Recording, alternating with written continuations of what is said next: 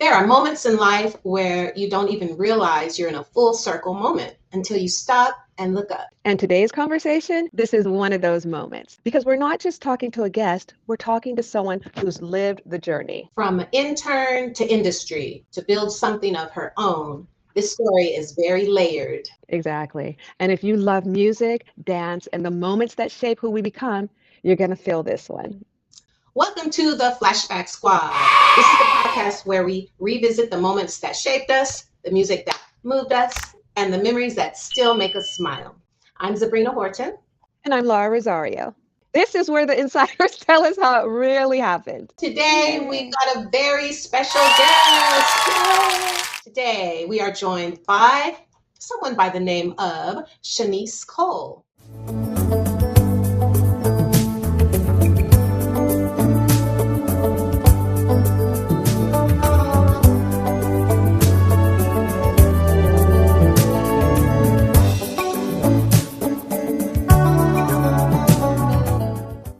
She is a media and entertainment professional, a creative storyteller, and currently she is a producer with Access Hollywood. And she also happens to be completely obsessed with 80s and 90s pop culture. She's built her career across television, media, and content production, and she brings creativity and strategy to everything she touches. From her early days as an intern with me, yes, sitting right across from me at work in the office, to now carving out her own lane in the industry alongside her twin sister, Shaniece Cole. She represents what growth, consistency, and vision really look like. Yes, she does. And what I love about Shaniece, even though I'm meeting her for the first time here, virtually on the Flashback Squad today, is that her journey isn't just about her career. It's about creativity, culture, and connection. Whether it's through storytelling, production, or the incredible throwback dance content she creates with her twin sister that's so fun and so creative, she has a way of bringing people into a moment and making them feel something. Yeah, Shaniece, welcome to the Flashback Squad.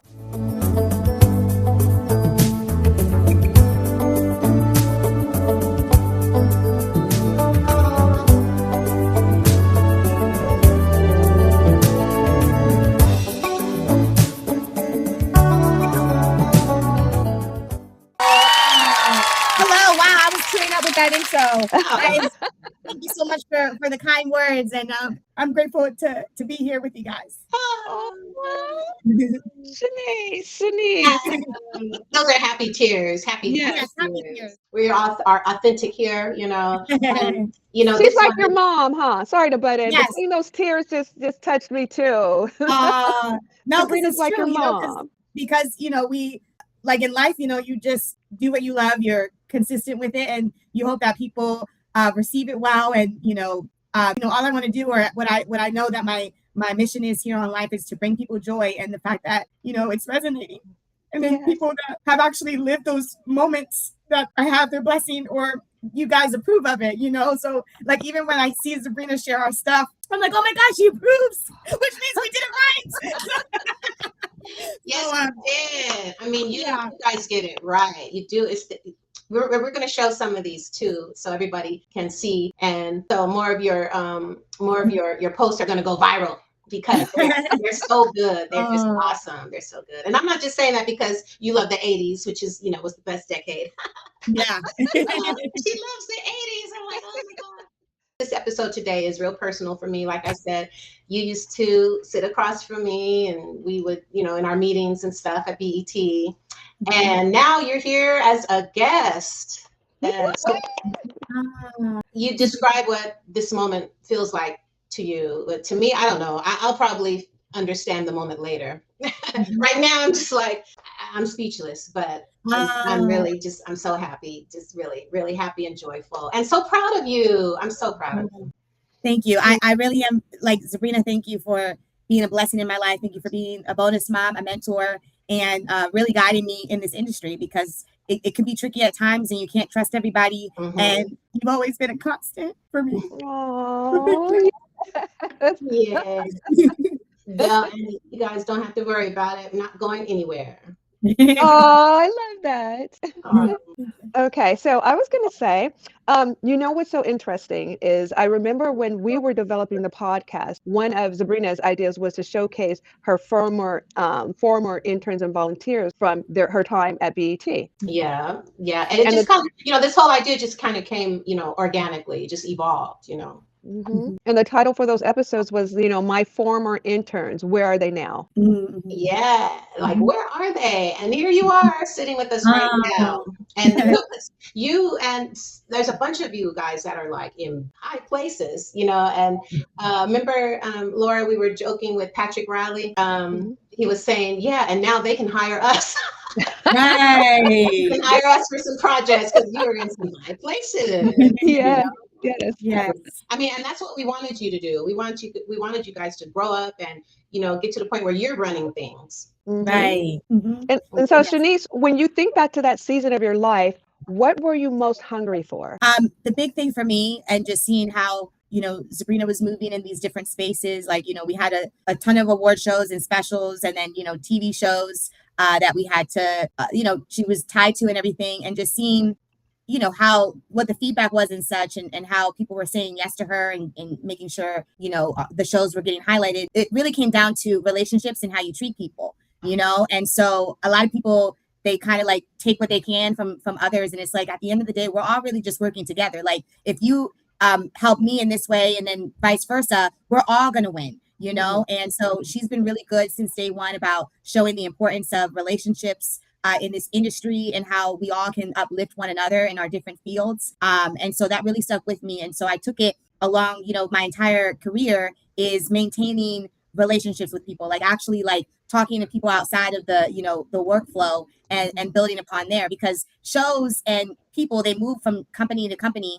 And it's always nice when you have like, that same relationship, no matter where you go, you can still continue to work together, no matter what space you're in. So what really stuck out to me is how she treated and nurtured her relationships and how it, benefited throughout, her journey as well. And then can you tell us about that moment? And very nicely put, by the way. Yeah. This moment right here. Oh my gosh, wasn't this in New York? I think this one was in New Jersey at the New Jersey Performing Arts Center. Yes. This is great. Maybe it wasn't. No, it was in the Bronx. I'm sorry. It was in the Yes. Bronx. Yes. I think actually this was a great moment because I think it was after my internship with BET, and I was praying. I was like, if they really liked me, hopefully I can continue working and doing freelance for them or volunteering for different things. And they reached out and said, hey, do you want to do Black Girls Rock? And I was like, oh my gosh, yes, because then I could still work with the company. And so and clearly they wouldn't have asked me back if I wasn't doing what I needed to do at the internship.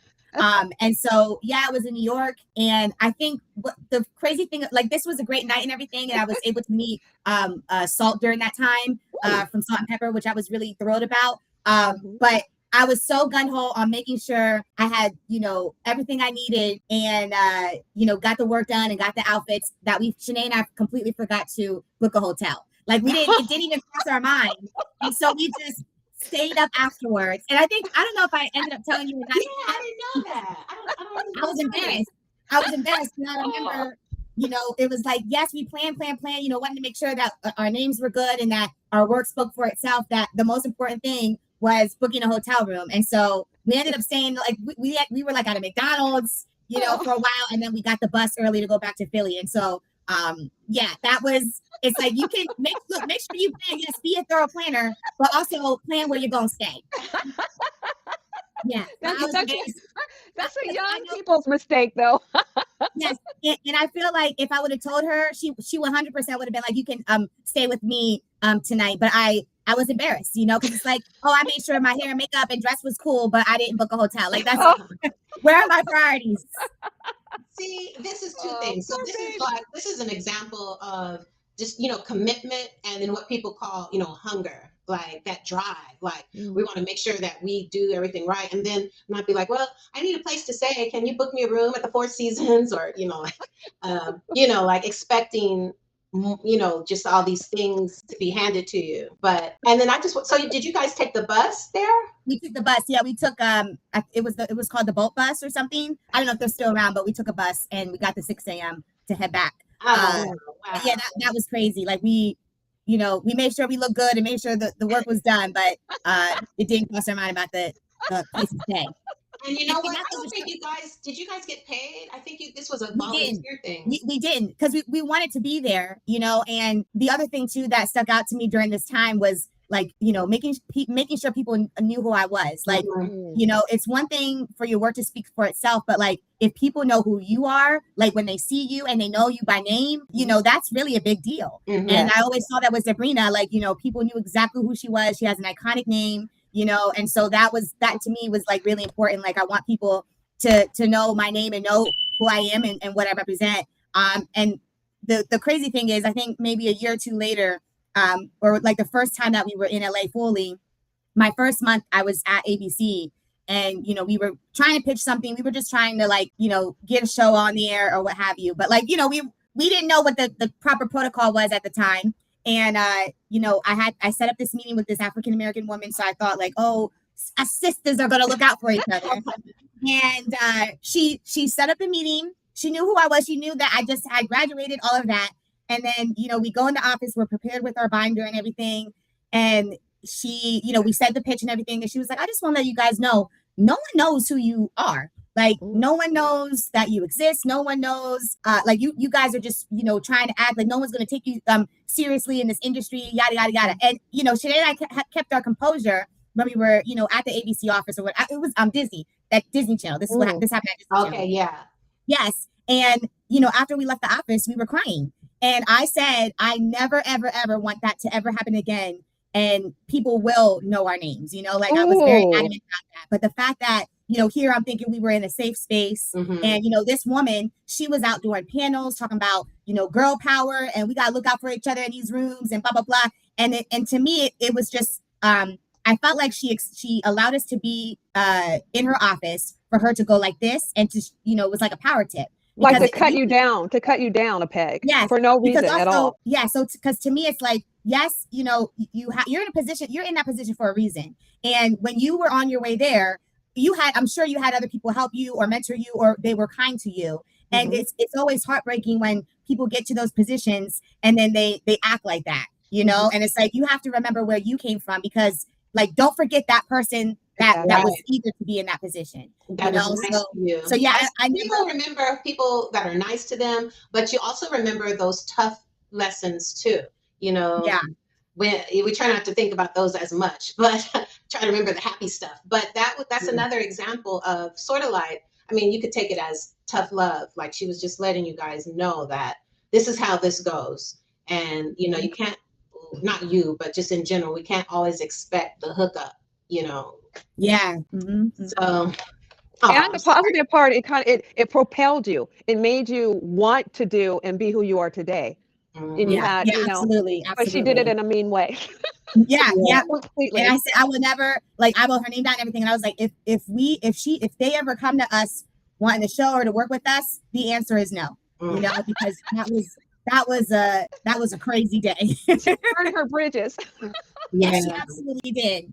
That's so key. I'm thinking about what Patrick said too. Remember, Laura, about saying no. He actually said no to an offer to work with Oprah Winfrey first, because it's a negotiation thing. You can't be like, oh yes, take everything. Oh yeah. You get to the point like now you're in a position, Shaniece, like to say no to folks that approach you.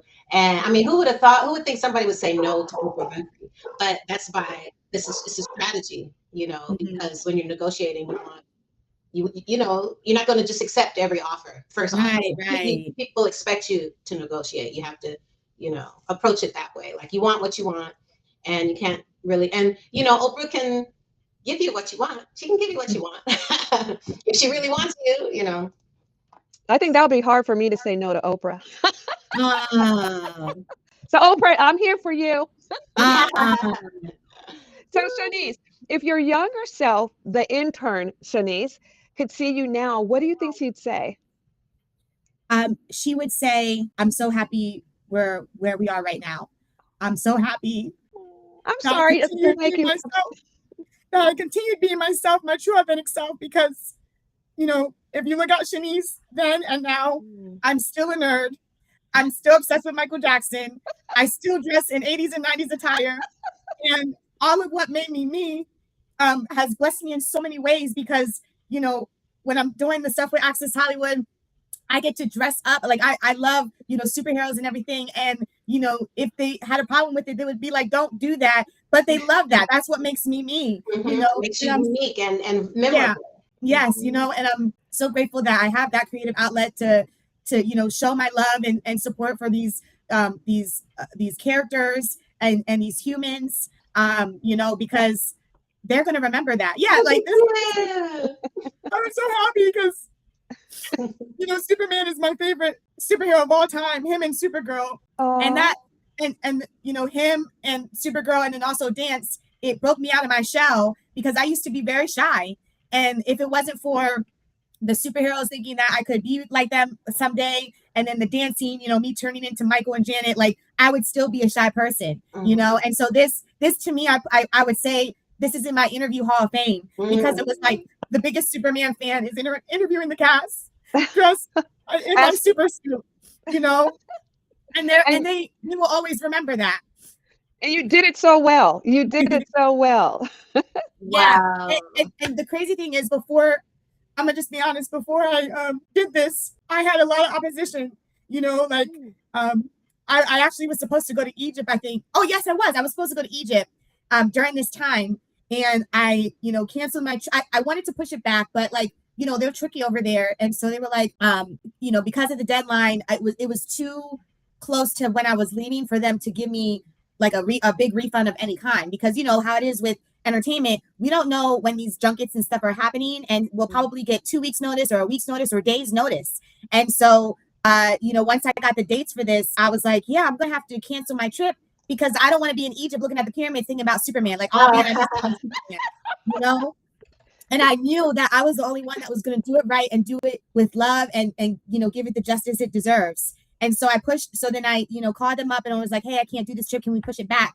And I lost pretty much all of my money. Like itself was like, you know, $3,000 or $4,000, you know, with everything, because I was there for like a week and some change. And I think real quick, what is a junket for people that aren't in the industry?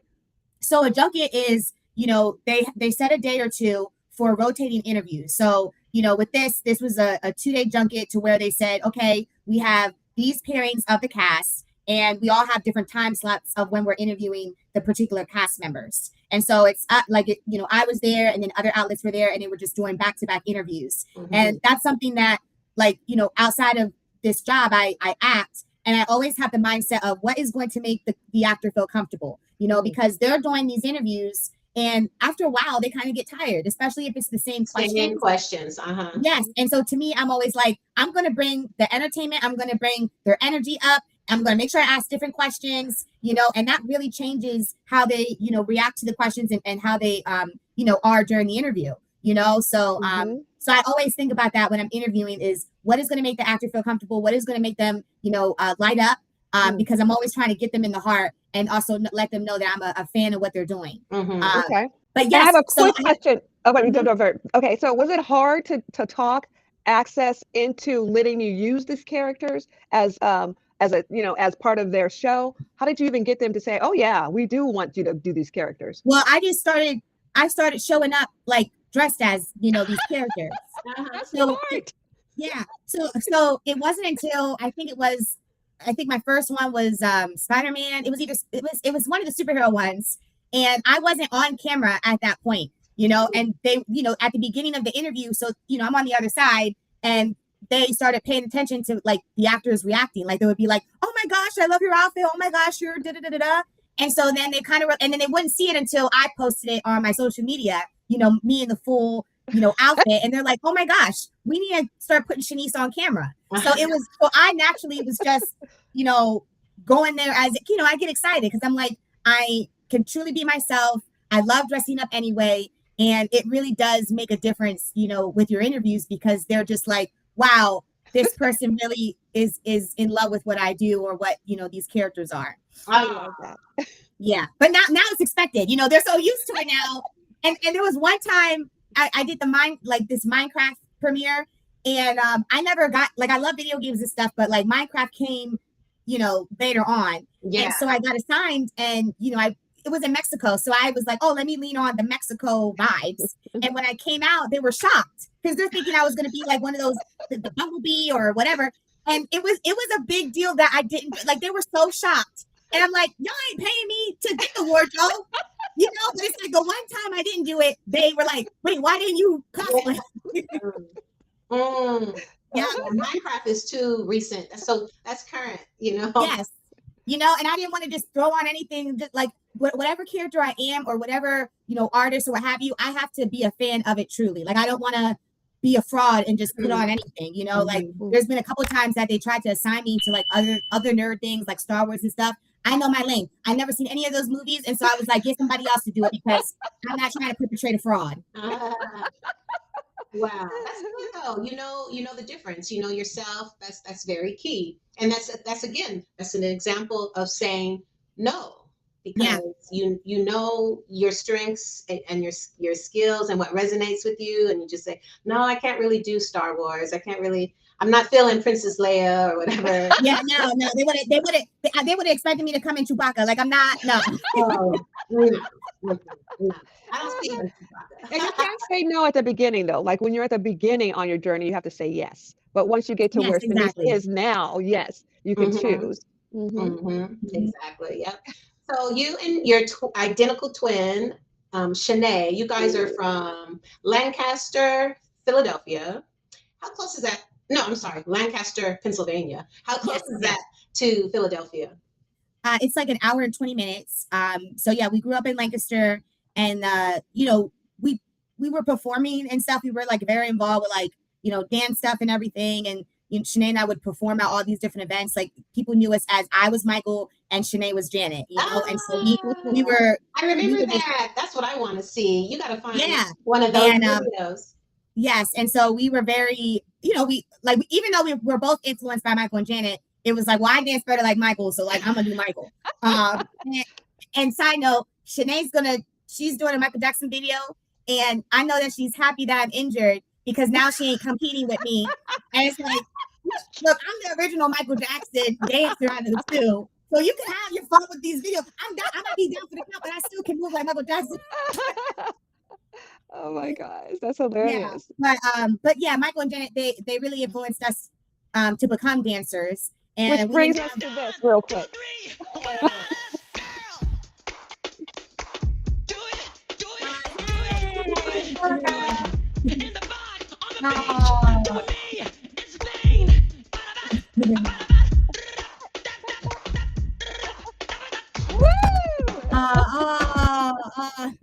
Oh my God, that was so good. We're gonna do it one more time. Hold on, we're gonna do it one more time.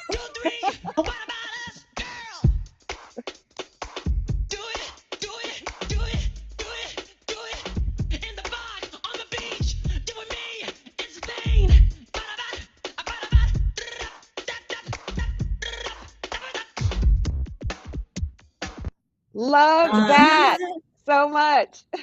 Yay! That is so good. Why did you choose Remember the Time?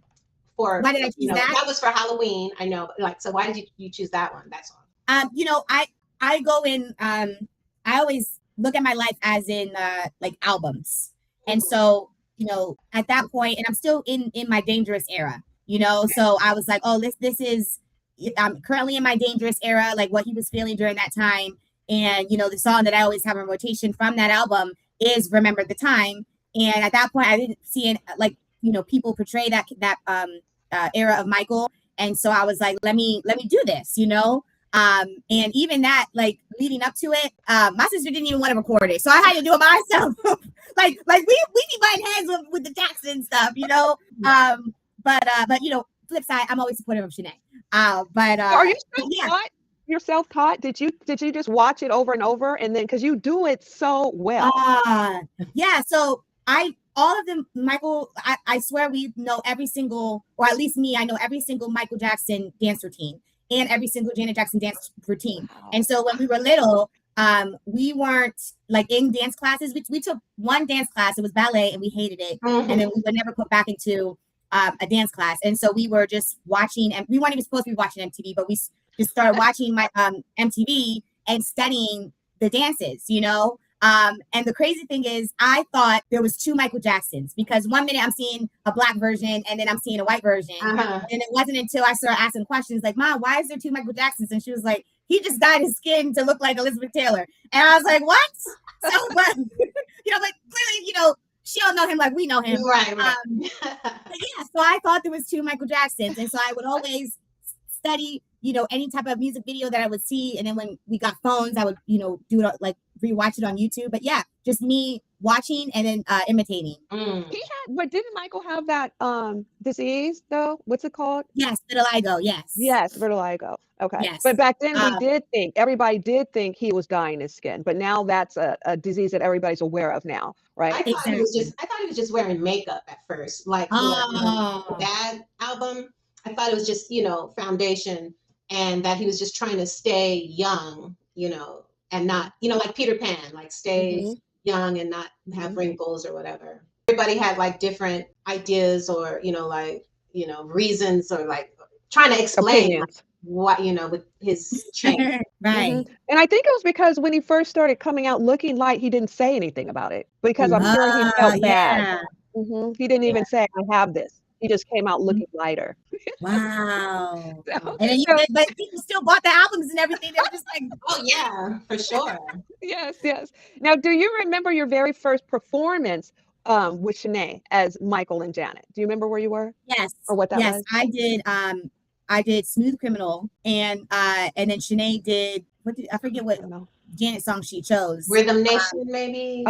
Yeah, she did. Yeah, she did Rhythm Nation. But yeah, so we did, I did Smooth Criminal, and then she did Rhythm Nation, and then we finally joined forces and we did Scream. And it's funny because we would perform at these birthday parties, and a memory recently came up of one of them, and I'm like, wow, I was grabbing my crotch and stuff with my kids. Like now I wouldn't have done that. I wouldn't do that. Like when Michael's music comes on, I just fully transform. I even flick the kids off. And this was like, you know what I mean? Like I completely transformed. Zabrina, did you have an opportunity to see her live ever, or even playing around in the office doing it? Or I don't think so. No, not at that time. I don't think you did. I was locked in. At that time, it wasn't until like when I was like at Steve, but like because of something that it was a guy at VH1, and I had my time split. Like it was like I was working part-time for VH1 PR, and then I also, had an agent, and so I was like, doing auditions, and my boss at VH1 said, you need to choose one or the other. You can't, you either want to be an actor or you want to work in the industry. You can't do both. Well, clearly you were mistaken. Yes. And that to me, it stuck with me for a bit. And so I always felt like I needed to hide, me being an actor or me dancing because of what he said. And then, I ran into another person that he knew later on, and they said, oh yeah, he came out here to be an actor and it didn't work out for him. So then he went into PR. And that's why he was telling me about choose one or the other, because it didn't work out for him. And now we live in a time where it's normal to have multiple things going on and to use all your skill sets. God wouldn't have blessed us with so many things and skills if he didn't want us to use it in some way. And so I'm happy that, like, even though that like the times have changed, for good or bad or what have you, at least we all get to, exercise the other things that we want to do without, struggling or drowning in our lanes. So I'm happy that I didn't, even though, yes, that stuck with me, I still was, doing that. At that point, I just wasn't vocal about it or showing that I could do, like, was doing both. Okay. Wow. Do you dress 80s and 90s every day? Yes. And you know what? The reason why I gravitate towards those decades is because that was a time where people were their true, authentic selves. Like for the 80s in particular, everybody, like, if you knew what Michael's look was, you knew what Madonna's look was, what Prince's look was, nobody looked alike. And everybody just, they just were themselves fully. Nowadays, people are all trying to look like each other and hop on trends. And the reason why all those trends were started, we had so many different trends, back in the day, is because they believed in themselves and they, loved their own particular style, and so like in Salt and Pepper, like they weren't looking to see anybody else. They were just wearing what made them feel good. And then here they are starting trends. So I love that people were their true, authentic selves. that they were so creative, and they were just having fun. Like when you listen Exactly. to those songs back in the day, all of them are telling stories. They're telling stories. They're not just, oh, let me do a song for TikTok, a quick hit. They're not doing that. They actually took their time to build the craft. Now we're just getting singles from artists, but they will put together 4 albums. Yeah, like you can get oh, that's fantastic. That's good. I love the style, the movies, all of the pop culture from those periods, because it was so unique, and it was it made me feel it makes me feel safe even to this day. Like when I'm watching it, it brings me joy. And I feel like everybody, they were in a celebratory time. When they saw these artists, they were going to concerts dressed as the artists and everything. Overall, it was a joyful time, and that's why I gravitate towards that. And the clothes are better. The clothes are better. Like this is a late 80s, early 90s shirt, and it's still good. It's still in good condition. If you bought something from Fashion Nova or Shein or whatever, that's gonna be that's gonna rivel up in like 2 years. And the other thing too, the 80s in particular, I love the structure silhouette. I love the sharp shoulders, the things in the waist. Like I love that. It was so clean. It made you look rich, but you were stylish. I love color block, and me wearing like the vintage clothes. No one is gonna have what I have on. I'm not gonna be looking like another person other than my twin when I step out. I love you guys in this. I know. So I know you guys you started out doing Michael and Janet, and then like, how did you come up with the idea to start creating, more throwback tribute videos like this one? Yes. So I felt like, we always listen to that music at like every day. And really what kicked it off was, Michael, when Michael passed away, Shanae and I, we were in a depression because, of our obsession. And it was like everything, like every day, it was like listening to the news, looking at different things from Michael. And we were in our room, and a family member, came upstairs, and Shanae and I were crying. And she was like, why are you doing? Well, we were crying, and we were like watching something. And we said, we'll be down in a sec because, we're watching this Michael thing. And she was offended because basically we put Michael before her, but we were also mourning, because he affected us so much and influenced so much.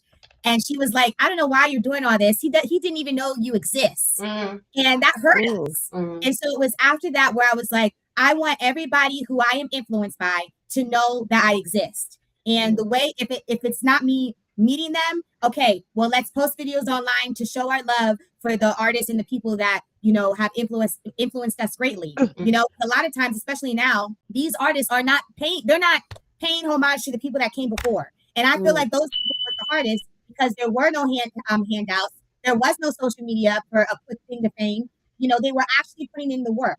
And so, I never forgot that comment. And so far, every person, they end up knowing that we exist, through the videos, or us, like, if we're going to their concert, we still dress up like them, and so I'm happy that like that gave me the fuel to be like, oh no, they're going to know that we exist and that we love them and still have the utmost respect for them. So let's do it in our way. And in our way is, through these videos. So yeah, they are so good.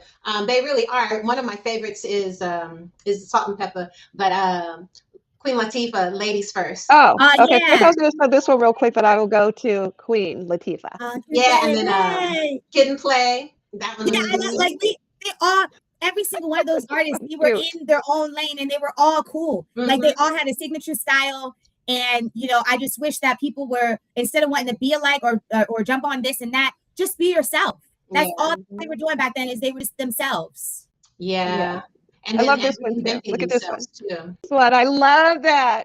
Oh, I know. Ladies First. Wait, you can see it on your or Shanae's Instagram or your YouTube channel too. What's your YouTube channel name? The Cole Twins. Everybody can check you out.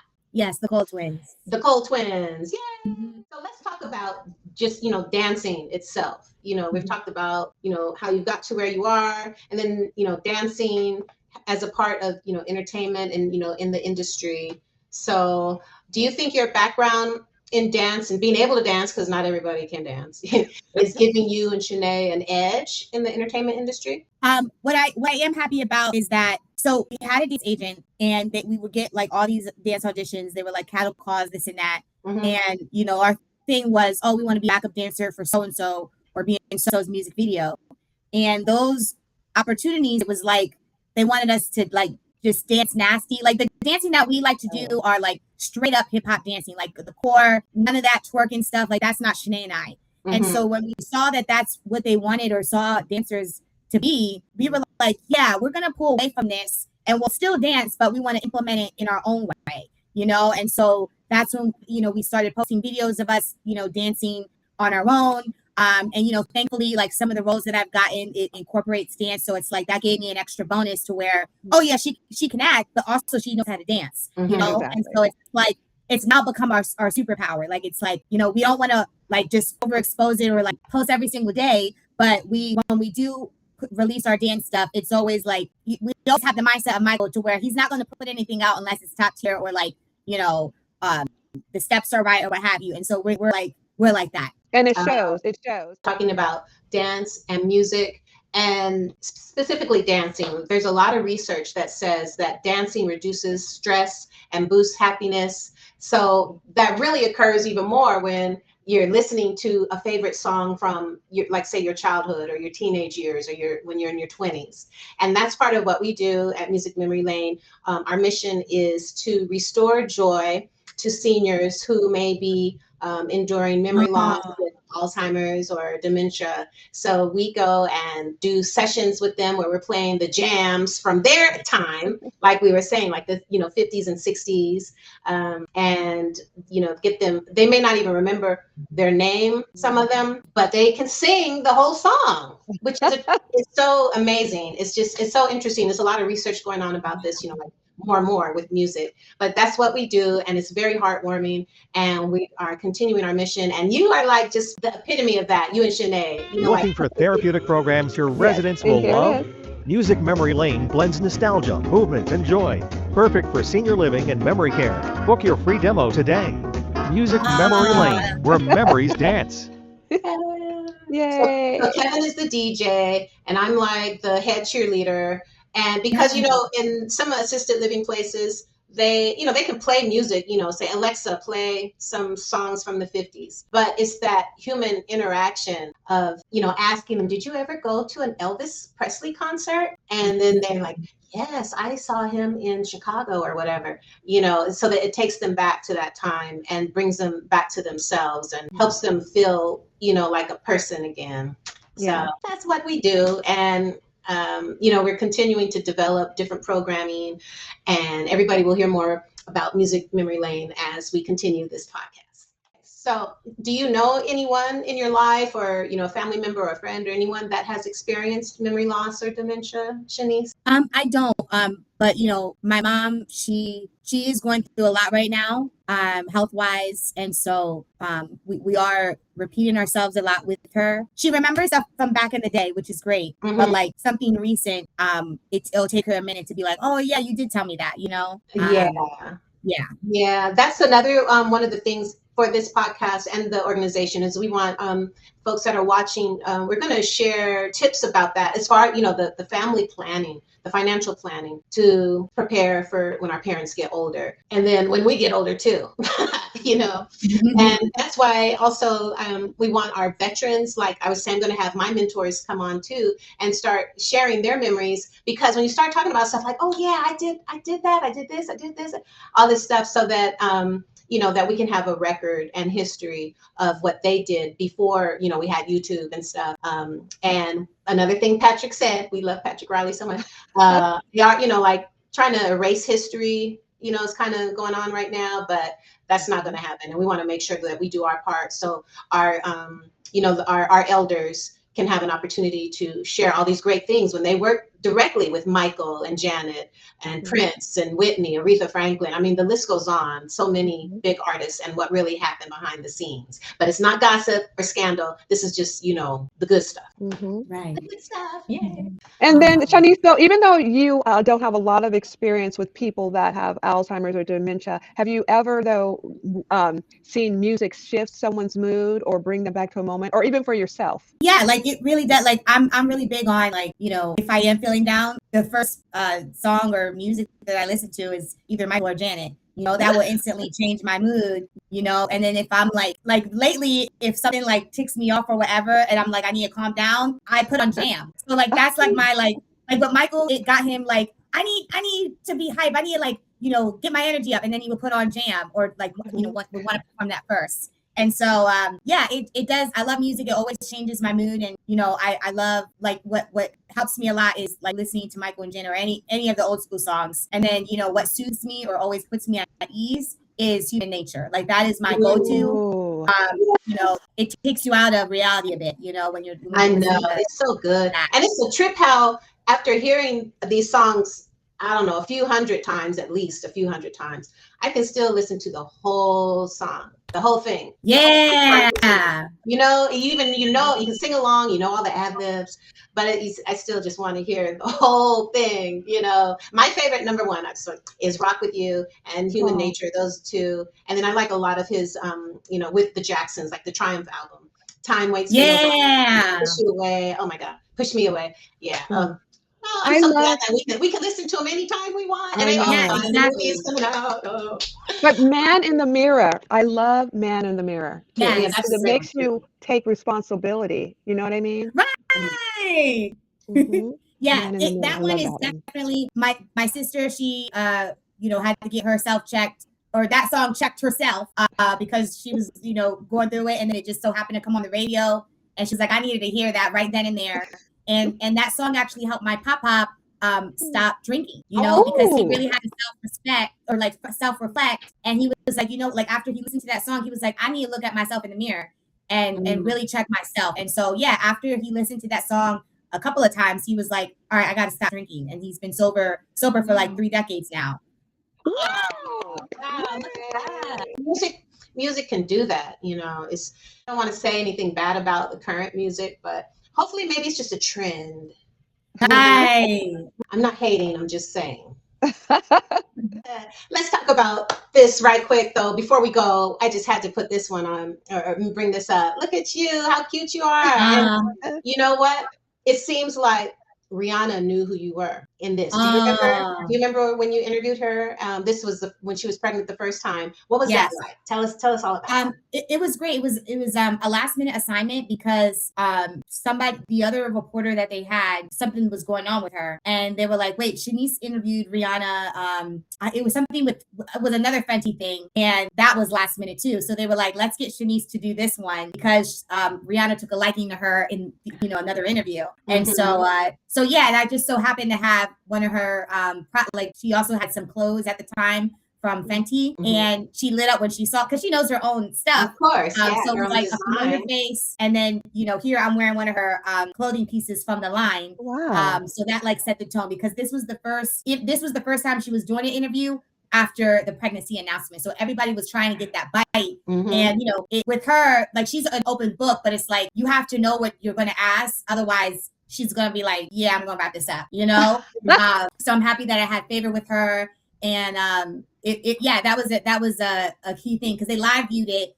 And, when they live view something, it's because they want to put it out on the internet immediately. Since we got the bite. But yeah, I remember like people, like not only were people watching, but people were watching in the control room to see how this was going to go, because they were going to push it out immediately. So yeah, and I'd like to, let me break the fourth wall real quick. I always wonder, the interviewers, are you seeing questions behind her back, or do you have to just memorize your questions, or they have to all come from the top of your head? Whenever I see these type of moments. So they get, we have these Access Hollywood cards. And, some people, they rely on them to where, in between the interview, they'll look down at it and then, ask the question. But because of my actor background, my mindset is always like, memorize the question. So I'm never looking down, and not a lot of people, they rely on these, or like, their cards, but, that's a skill set that I was happy to put over into this area, because I never want to, like, when I see somebody looking down, it's like either A, they're not prepared, or B, they're relying too much looking down. Like nowadays, people are looking at their phones. Like now that everything is with the phone, I hate, that is one of my biggest pet peeves, is when I see somebody in between interviews and they're like, yeah, so tell me, they just read straight and they're looking down. And it's like, no, as a talent, you want to keep my undivided attention. The human connection. Yeah. The eye contact, the personal touch. Yeah. Yeah. So to me, that makes you stand out. Yeah. To me, it's important for me to memorize the questions. And I also like when I do the questions myself, because sometimes they'll be like, oh, so-and-so is going to write the questions for you, depending on our workload and stuff. But I love when I do stuff from top to bottom because I know it inside out. Mm-hmm. That makes sense. Now tell us about this. Can't touch this moment. Yeah. So the funny thing is our grandparents, they would say we would only, when we were like babies in our playpen, the only time that we would get up is when we would hear MC Hammer, and it was particularly this song. And so we would always like bounce in our playpens, and that was the beginning of our interest in dance, because we weren't getting up to, they probably were playing Michael Jackson, we weren't getting up to him, but we were getting up for whatever reason to MC Hammer. And I think it's because MC Hammer looked like our dad. Like our dad looked like MC Hammer back in the day. Oh, okay. And so that probably, it was like a familiar look, and then we just started bouncing. And look at those, cute. Look at those glasses. Those are cute. Yeah, I love them. Yes. And that Shaniece sewed this whole outfit, created it, sold it. Yeah, yes. So a lot of, we always want to make sure that we pay homage in the right way. And it's like, if it's not looking identical to the person, we ain't going to put it on. And so this was fun because, it was already like a loose garment and stuff. And I was like, I don't want to look like we're drowning in these outfits. And so I tailored it and took in the sides. I added shoulder pads. I made it cinched so that, it ballooned out the way that it needed to be. Because I also like when there's movement in the outfits that we're wearing, like you can see it flowing. I know Michael liked that too. Like he liked when, if I'm moving, I want the clothes to move as well. Or like like it adds right. to it. Well, shout out to Soul Train dancer Tamichi is his name, who you got to check out. I was a Soul Train dancer, and he was the one that created these the hammer pants now. Yeah, the hammer pants. Yeah. All right, so now we're going to head into one of our favorite parts of the podcast here, the flashback rapid fire round. We're both going to say two things, and then you pick your favorite of the two. Okay, you ready? Yes. Michael or Janet? Michael, because I saw him first. Performing or producing? Performing. 90s R&B or 2000 hits? 90s R&B. The red carpet or behind the scenes? The red carpet. East Coast or LA? East Coast all day. Ooh, are you from the East Coast? Where are you from? Yeah, and I just feel like that's the right, East Lancaster. Coasters have a bit more edge. Ooh, yeah, okay. and we like to keep it real, like. So scripted TV or live TV? Scripted, because those stories stick with you longer. Okay. Networking event or one-on-one coffee? Networking event. First concert or first red carpet moment? My first red carpet moment was Wonder Woman, and it was a dream come true. There was a lot of opposition getting up to that point, and I'm always like, whenever the devil has his hands in something, it's because he knows it's gonna, blow up in a way that he's gonna hate. And so I'm happy that I pushed through to get to that point. And I was just producing at that time, but I was telling the talent everything she needed to know about Wonder Woman because she knew nothing, And so that's when I was like, yeah, I'm really, I know what I'm doing, but I really know what it is in this world, this superhero world, to where I made sure that she looked good, even though it wasn't me, asking the questions. I'm like, I want to make sure the talent doing this superhero project that they feel like, people know the stuff too. Right. Not just going through the motions. Yeah, exactly. Soul Train line or club dance floor? Soul Train line. All right. Okay, last question. Dance rehearsal or shoot day? Ooh, shoot day, because that's when we're really going to transform into the person, and we're going to give you guys a show. Yeah. Ooh, I like that. I would pick that too. Yeah. Well, this has been so much fun, and I appreciate you so much, for being here with us and coming on. This has been a beautiful conversation. Thank you so much for sharing your journey with us, Shaniece. Oh, wait, one more question. Just the last one. What advice would you give someone coming up right now trying to follow a similar path? The most important thing is being your true authentic self. I found that all of the amazing moments in my life have come about because I was my true self. and people gravitate towards that versus somebody that's trying to fit a mold. So being your true self, it will get you in different doors, and it will let you shine compared to everybody else that's in the room. Woo, thank you, thank you, thank you. And so for everyone watching, if something in this conversation moved you, reminded you of someone, or took you back to a moment, make sure you like, comment, and subscribe.